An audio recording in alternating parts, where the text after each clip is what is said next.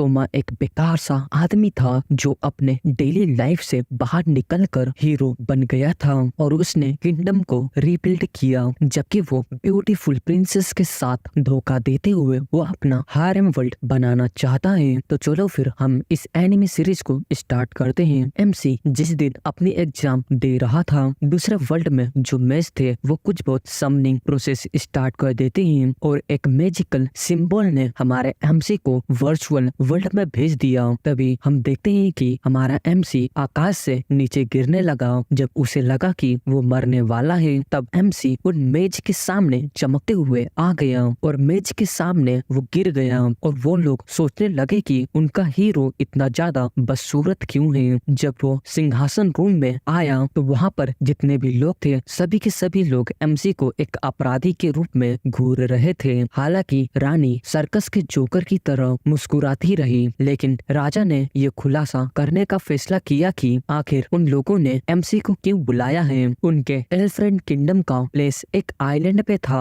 जिसे लेडिया भी कहा जाता था, लेकिन मोस्टरो के गोट के सोल्जर ने आसपास के कंट्री पर आक्रमण करना स्टार्ट कर दिया था और उनके जमीनों पर कब्जा कर लिया था। मोस्टर से फाइट करने के उनके प्रयासों के कारण केओस एम्पायर ने अदर सभी कंट्रीज को ऑर्डर दिया कि वो उनके पैसे भेजें ताकि वो अपने सोल्जर को इम्प्रूव कर सके। इस स्टोरी को सुनने के बाद सोमा उस आइलैंड के बारे में और भी ज्यादा जान गया, लेकिन फिर भी वो ये नहीं समझ सका कि राजा की जितने भी बातें हैं आखिर उससे कैसे संबंधित है। उस राज्य के प्रधानमंत्री मैक्से ने समझाया कि उनका कंट्री इस टाइम पे मनी से बहुत ज्यादा जूझ रहा है। उन्हें ग्रैंड केओस एम्पायर को भुगतान करने का कोई और तरीका निकालना पड़ा। हालांकि जब शासकों ने देवताओं से मदद मांगी तो उन्हें एहसास हुआ कि इससे बाहर निकलने का सिर्फ एकमात्र रास्ता था, एक हीरो को बुलाना जिससे वो ग्रैंड केओस एम्पायर को एक सेवक के रूप में प्रस्तुत कर सके। सोमा ये सुनकर बहुत ज्यादा नाराज हुआ कि उसे ये लोग अपहरण करके गुलाम बनाने की योजना बना रहे थे, और जब उसे ये एहसास हुआ कि एम्पायर उसे उनके एक्सपेरिमेंट के लिए इस्तेमाल कर सकता है तो उसने महसूस किया कि वो पूरी तरह से फंस चुका है।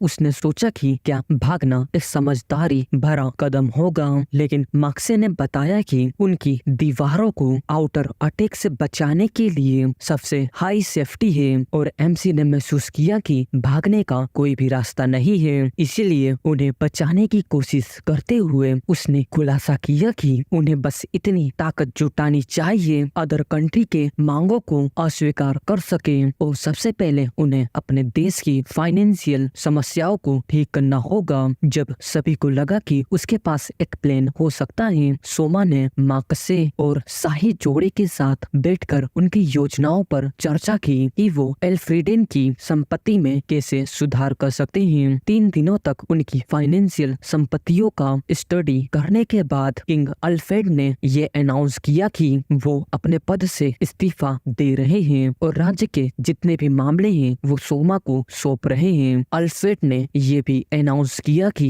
उनकी बेटी लाइसिया नए राजा से विवाह करेगी और सोमा की सिंहासन पर बैठने की खबर जल्दी ही राज्य के सभी हिस्सों में फैल गई। जब ये अजीब कहानी सुनी तो प्रिंसेस बहुत जल्दी में महल की तरफ भागी, क्योंकि उसे लगा कि वो हीरो ने उसके बेवकूफ पिता से सिंहासन छीन लिया है। हालांकि लड़कियां चौंक गई जब अल्फ्रेड ने उन्हें बताया कि उन्होंने सोमा को राजा बनाने का फैसला किया है, क्योंकि उन्हें विश्वास था कि ये यंग उनके बेहतर शासक होगा। इस जवाब से संतुष्ट न होकर प्रिंसेस नए किंग से मिलने चली गई, लेकिन जब वो दरवाजे के अंदर पहुंची तो सोमा ने सोचा कि वो एक कॉस्टप्ले पर्सन है जो उसके कल्पनाओं को पूरा करने आई है। हालांकि लाइसिया ने गवे से खुद को एल्फ्रेडन के सिंहासन की उत्तराधिकारी बताया और सोमा को एक धोखेबाज कहा। तब सोमा ने उसे समझाया कि उनके पिता ने उसे किंग बनाने के लिए मजबूर किया गया था। उसने ये भी बताया कि वो सिर्फ इसलिए किंग बनने के लिए सहमत हुआ था ताकि वो केओस एम्पायर का गुलाम बनने से बच सके और उसे कोई भी आपत्ति नहीं थी अगर वो उनकी शादी तुरंत रद्द करना चाहती थी। ये सुनकर लाइसा ने माफी मांगी, क्योंकि उसे इस बात का अंदाजा नहीं था कि उसके पिता कितने ज्यादा बेकार थे। फिर उन्होंने सोमा से पूछा कि वो ग्रैंड केओस एम्पायर को कर्ज चुकाने के लिए पैसे कैसे जुटाने की योजना बना रहा है। सोमा ने उसे बताया कि उसने पहले ही देश के कुछ कीमती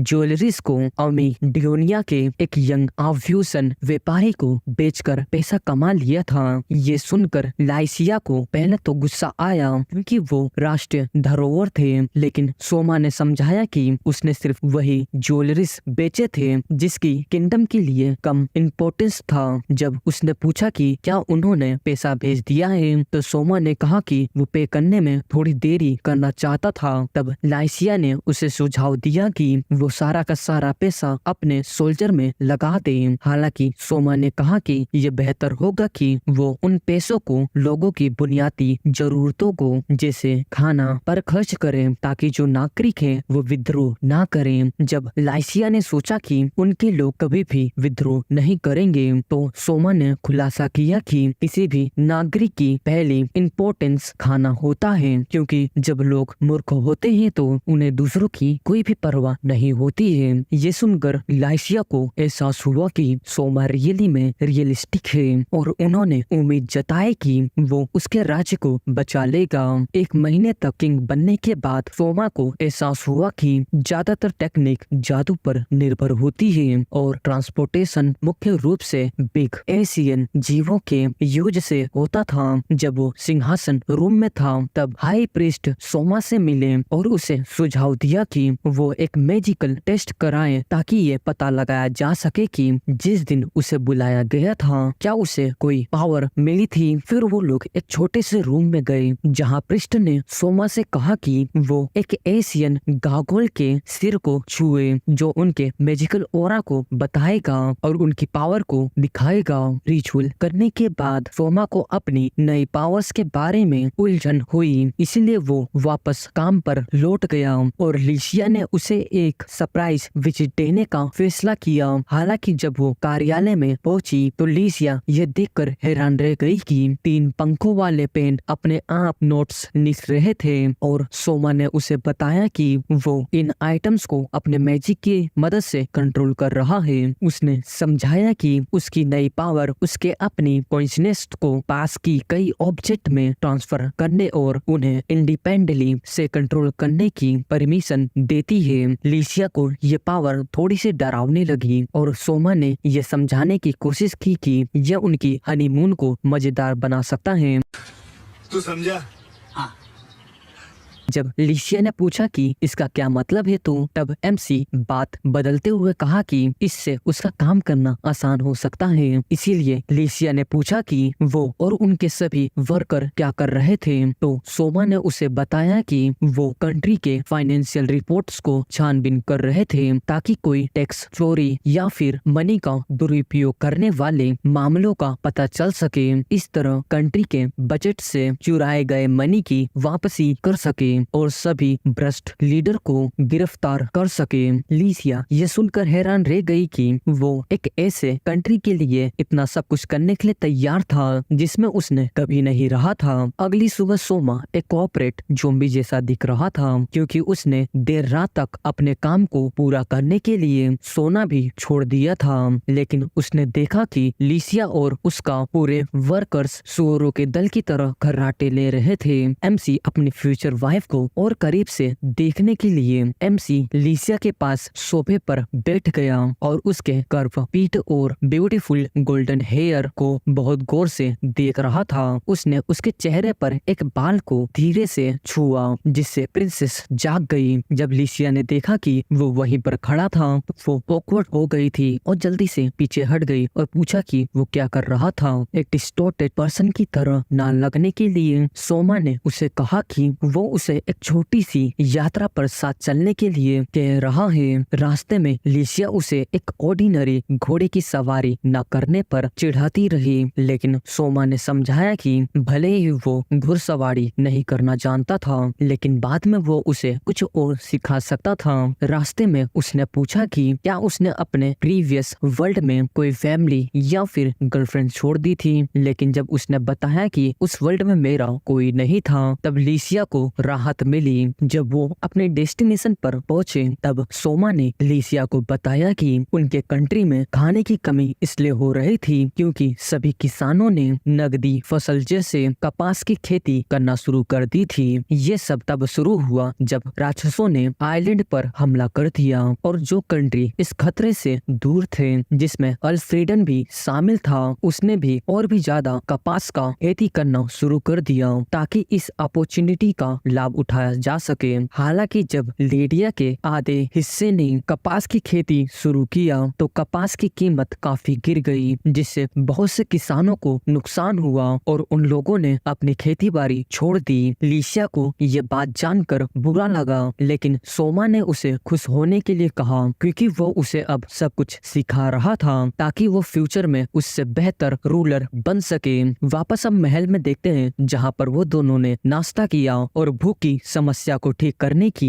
योजना पर चर्चा की। किसानों को फिर से खाद फसलें उगाने के लिए मोटिवेट करने के लिए बात की। सोमा ने जोर दिया कि कंट्री को कपास के बजाय किसी नए वस्तु के एक्सपोर्ट के सोर्स को ढूंढना होगा और ये भी कि किसी खाद फसलें किसानों द्वारा नागरिकों को कम कीमत पर बेची जाए। तभी वहाँ पर एक लंबे सुनहरे बालों वाला पर्सन उनके टेबल पर आया और लिसिया ने उसे सोमा से लूडिया आक्से के रूप में मिलवाया जो कंट्री के रॉयल गार्ड स्क्वाड के करंट कमांडर थे। लुडविन उनके साथ नाश्ता करने बैठ गया और जब उसने सोमा से पूछा कि क्या उसे अपने काम में कोई समस्या आ रही थी तब सोमा ने कहा कि उसे अपनी टीम में और भी ज्यादा स्किल्ड वाले पर्सन की जरूरत है। लिसिया ने उसे सलाह दिया कि वो एल्फ्रेडेन की आम जनता से नौकरियों के लिए आवेदन करने की घोषणा करे एक स्पेशल मीडिया का यूज करते हुए जो सिर्फ राजा के लिए रिजर्व्ड था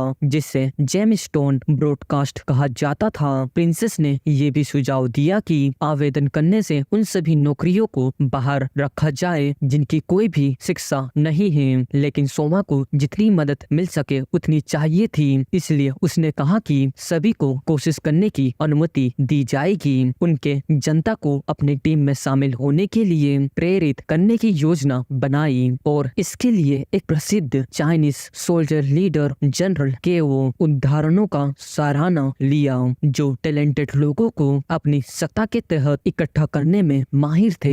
सोमा ने अपना रोमांचक भाषण शुरू किया और जब पूरे देश के लोग इसे सुनने के लिए इकट्ठा हुए तो उसने अपने नए रणनीतिक नीतियों को लागू करके राज्य को रिबिल्ड करने की अपनी योजनाओं के बारे में बात की। हालांकि वो इन योजनाओं को बिना पर्याप्त कार्य बल के लागू नहीं कर सकता इसीलिए सोमा ने हर टैलेंटेड पर्सन को चाहे उसकी सामाजिक सिचुएशन कुछ भी हो अपने रॉयल टेस्ट में शामिल होने के लिए आवेदन करने के लिए प्रोत्साहित किया और चीजों को थोड़ा और इंटरेस्टिंग बनाने के लिए उसने वादा किया कि फाइनल में पहुंचने वाले को एल्फ्रेडेन का टैलेंट हंटर रॉयल सर्टिफिकेट और इसी के साथ में एक बिग अमाउंट रिवॉर्ड दिया जाएगा। अगली सुबह जब लिसिया जागी तो वो पिछले दिन सोमा ने उससे कही गई सभी बातों को सोचने से खुद को रोक नहीं सकी और उसके साथ फैमिली बनाने की कल्पना शुरू करने लगी। हालांकि उसकी इमेजिनेशन एक गेट नॉक से टूट गई और कुछ ही टाइम के बाद उसकी सर्वेंट अंदर आई और लिसिया को इन्फॉर्म किया कि रॉयल प्रोग्राम के लिए तैयार होने का टाइम आ गया है। सिंहासन रूम में सोमा अपने भव्य सिंहासन पर बैठा था जबकि मार्क से लुडविन और लिसिया उसके सामने खड़े थे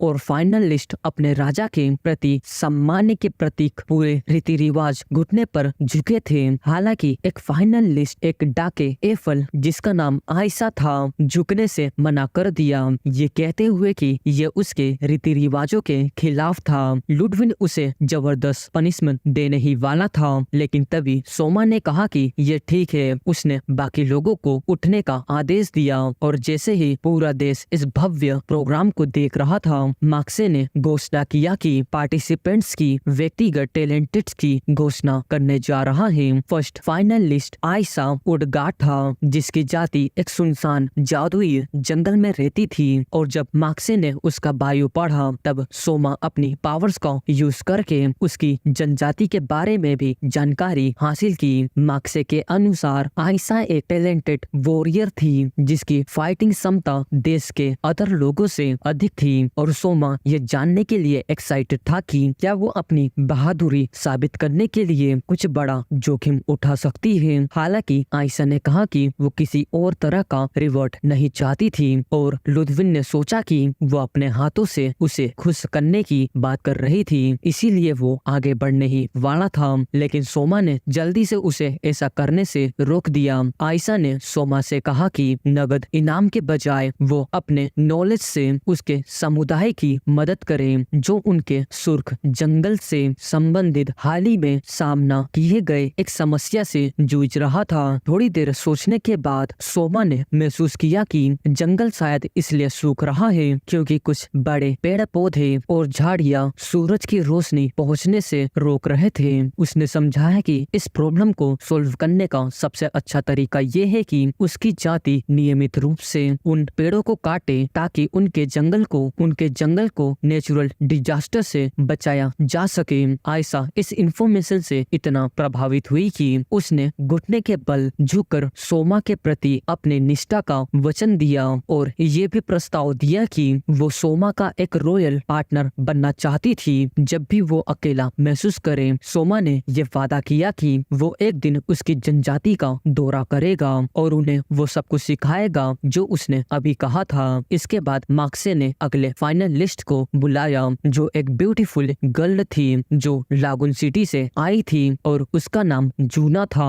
जैसे ही जूना अपने उछलते हुए गेंदों के साथ आगे बढ़ी, सोमा उसकी सुंदरता को देखकर मोहित हो गया और जब लिसिया ने ये देखा तो उसने हंसी की और अपना चेहरा दूसरी ओर घुमा लिया। मार्क्से ने घोषणा किया कि लेंडिया की सबसे ब्यूटीफुल गर्ल होने के अलावा एक टैलेंटेड सिंगर भी थी जिसने अपनी जलपरी पूर्वज से एक मधुर आवाज विरासत में पाई थी। सोमा इस बात से प्रभावित हुआ और उसकी क्षमताओं के परीक्षा के रूप में उसने जूना से भीड़ के लिए इंस्पायरिंग सॉन्ग गाने के लिए कहा, लेकिन लड़की ने कहा कि वो सिर्फ बिली इलियस के गाने गाना जानती है। इस प्रॉब्लम को सॉल्व करने के लिए सोमा ने अपना स्मार्टफोन निकाला और सभी की हैरानी के बीच उसने जूना को ईयरबड्स दिया और उसने अपने ग्रह नकर का एक सॉन्ग सुनाया। फॉरनर सॉन्ग के वर्ड सुनने के बाद जूना ने इतनी भावुकता के साथ गाना गाया जैसे कि वो अडेल हो, जिसे कंट्री के सभी अडमेरिज मेल उसकी सुंदरता पर मोहित हो गए। सोमा ने उसे ग्रैमी लेवल का प्रदर्शन करने के लिए थैंक यू किया और जूना ने कहा कि वो उसके प्लेनेट के और भी ज्यादा सॉन्ग सुनना पसंद करेगी। मार्क्से ने अगले फाइनल लिस्ट को बुलाया जो पोर्ट नाम के गांव का एक बदसूरत मोटा आदमी था जिसका नाम पोचो था। लेकिन जब वो मोटा लड़का आगे बढ़ा तो वो गलती से फिसल कर गिर गया। प्रोफेसर पिगी वापस खड़ा हुआ और मार्क्से ने घोषणा किया कि इस आदमी का टैलेंट ये है कि वो खाने को लगातार खा सकता है जो अदर लोगों के शरीर के रूप से असंभव लगता है। पोंचो पर आइलैंड पर में पर उसे जाने वाले फॉरनर खाने के बारे में भी बहुत कुछ पता था और जब सोमा ने ये सुना तो वो खुद अपने सीट से खड़ा हुआ और पोंचो के पास आकर कहा कि वो सबसे ज्यादा टैलेंटेड पर्सन है। जब पोंचो ने ये सुना तो वो तुरंत रोने लगा, लेकिन सोमा ने उसे खुश होने के लिए कहा क्योंकि उसकी खाने की प्रतिभा पूरे राज्य को बचा लेगी और उसने उसे रॉयल शेफ का सर्टिफिकेट दिया। मोटे के बाद मार्क्से ने अगले फाइनल लिस्ट को बुलाया।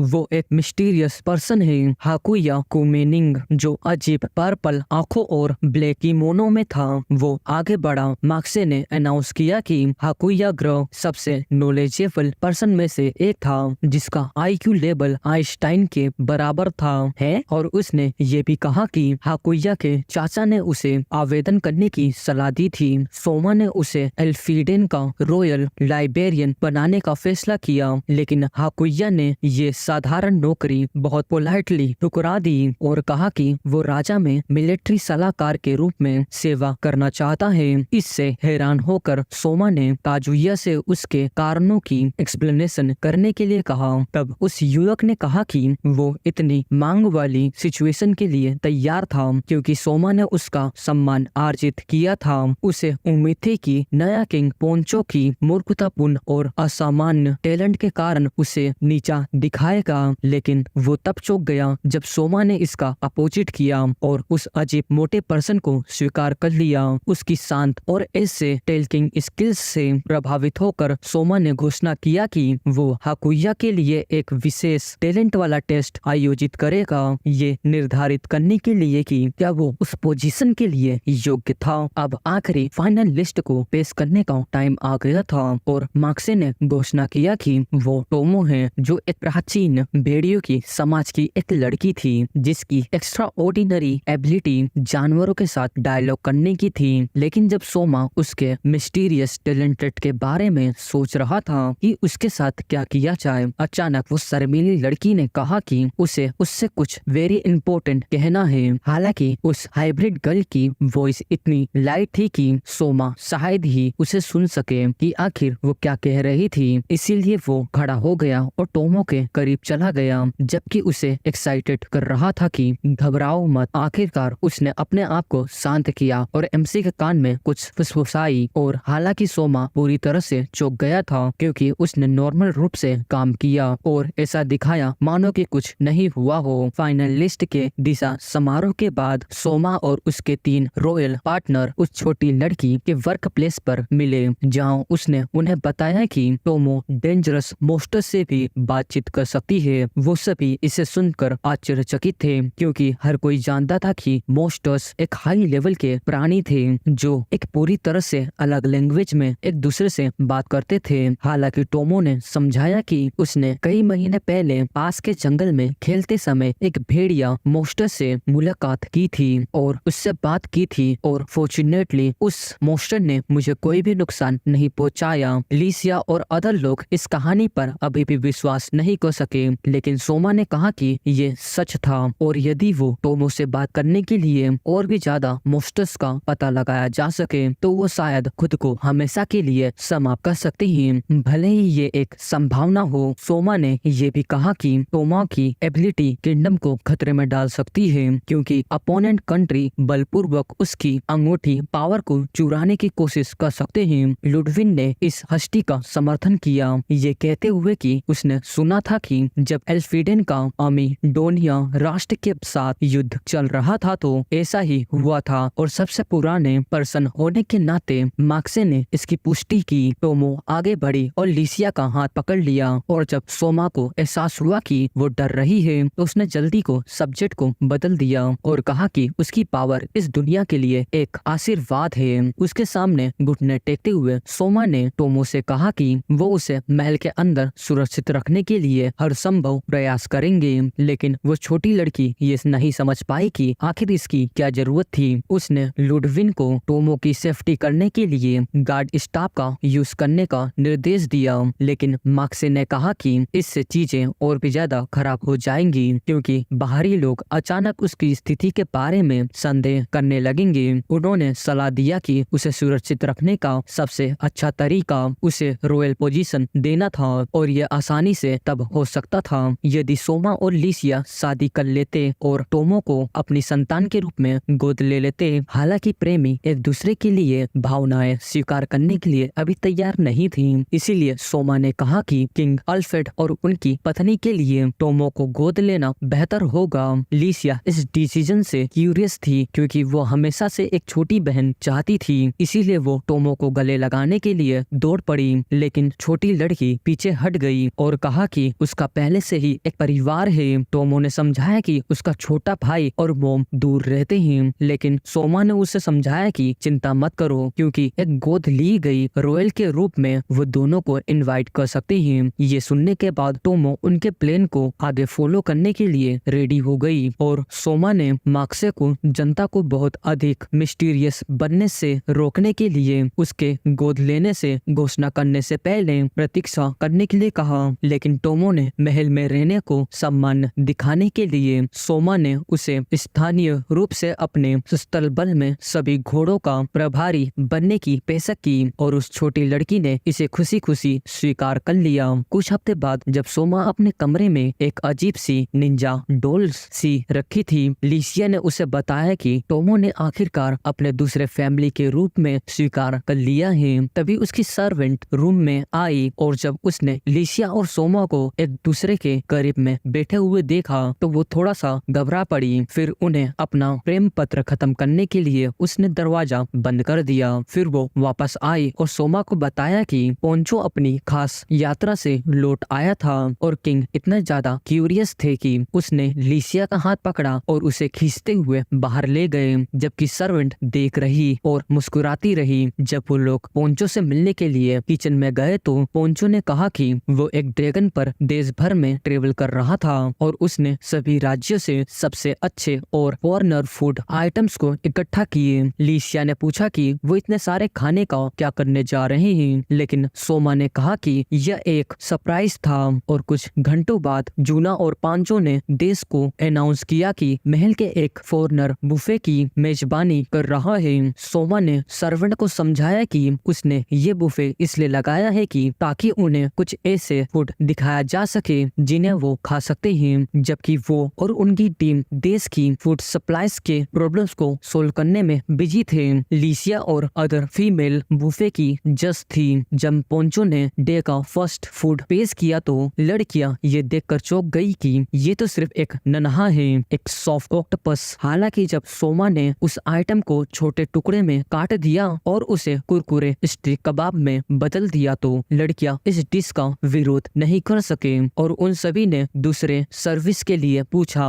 जेलिंग बेलिंग ने दूसरा खाना पेश किया जो कुछ पतले लकड़ी के टुकड़े थे, जबकि अदर्स गर्ल्स इससे ज्यादा एक्साइटेड नहीं थी। आयशा ने कहा कि ये उसके क्लेन में एक नॉर्मल फूड था। सोमा ने लकड़ी की छड़ियों को चिप्स में काटा, जिसके बाद उसने मिक्स में नमक और शक्कर मिलाई और जब जजों ने नया फूड को चखा तो वो ये देखकर हैरान रह गई कि ये कितना क्रंची और स्वादिष्ट था। तभी पोंचो ने अगली डिश को पेश किया और इस बार जबकि हर कोई अपने प्लेटों में टिंडियों को देखकर निराश रह गया, टोमो ने कीड़े के सिर से एक बड़ा टुकड़ा लिया और कहा कि उसे ये पसंद आया। पोंचो ने कहा कि उसने टोमो के होम टाउन से एक स्पेशल मसाले जिसे मेस मस्टर्ड कहा जाता है उसका यूज करके ये डिश को तैयार किया था। और सोमा ने सोचा कि क्या इसका टेस्ट अर्थ के सोया सॉस के बराबर है। टीडे से एक टुकड़ा लेते हुए सोमा ने अपने आंसुओं को रोक नहीं सका, क्योंकि उस फूड पे उसके फैमिलियर टेस्ट से उसे उसके होम टाउन की अच्छी यादें दिला रहा था। रॉयल बुफे अभी भी खत्म नहीं हुआ था और पांचों ने दिन के आखिरी फॉरेनर डिश को जल्दी से पेश किया, लेकिन सोमा और वो लड़कियां ये देखकर चौंक गई कि ये एक स्लाइम जैसा था। स्लाइम लेंडिया में सबसे कमजोर प्राणियों में से एक था, जिसमें ज्यादातर शुरुआती साहसी लोग मार डालते थे, लेकिन पोंचो को छोड़कर किसी ने भी उसे फूड में बदलने का नहीं सोचा था। आयशा और अदर लड़कियां ये देखकर आश्चर्यचकित थी कि क्योंकि जो स्लाइम था वो अभी भी जेली जैसा था और उन्होंने पोंचो से पूछा कि वो ये कैसे कर पाया, क्योंकि मरे हुए स्लाइम लिक्विड में बदल जाते थे।